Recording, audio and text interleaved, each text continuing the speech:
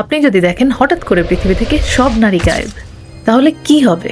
পুরো পৃথিবীটা প্রথম 10 মিনিট একদম চুপচাপ হয়ে যাবে, কারণ পৃথিবীর 400 কোটিরও বেশি মানুষ নারী। কিন্তু এরপর শুরু হবে আসল কেওস।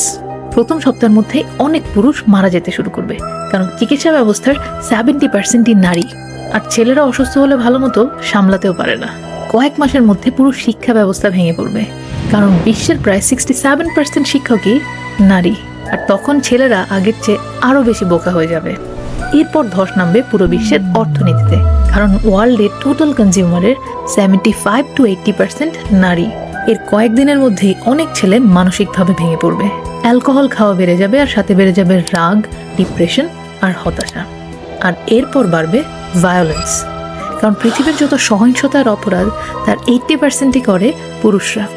আর তার 1 মাসের মধ্যেই দেশগুলো একে অপরকে দোষ দিতে শুরু করবে যে কে নারীদের গায়েব করলো। আর এই দোষারোপের মাধ্যমেই শুরু হবে বিশ্বব্যাপী যুদ্ধ। আর এর কয়েক মাস পর ছেলেরা একে অপরের উপর মানসিকভাবে নির্ভর করা শুরু করবে।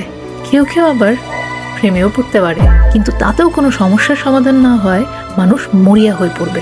অসংখ্য টাকা ঢালা হবে প্রযুক্তিতে, নারীদের মতো দেখতে রোবট বানানো হবে, কৃত্রিম গর্ভ তৈরি করা থেকে শুরু করে ক্লোন বানানোর মতো সব পরিকল্পনাই করা হবে, কিন্তু কোনো কিছুই কাজ করবে না।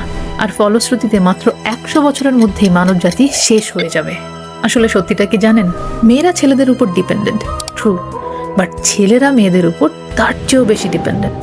আর এই কথা বিশ্বাস না হলে নিজেকে জিজ্ঞেস করুন তো, আপনি এমন একটা পৃথিবীতে থাকবেন যেখানে কোনো নারী নেই?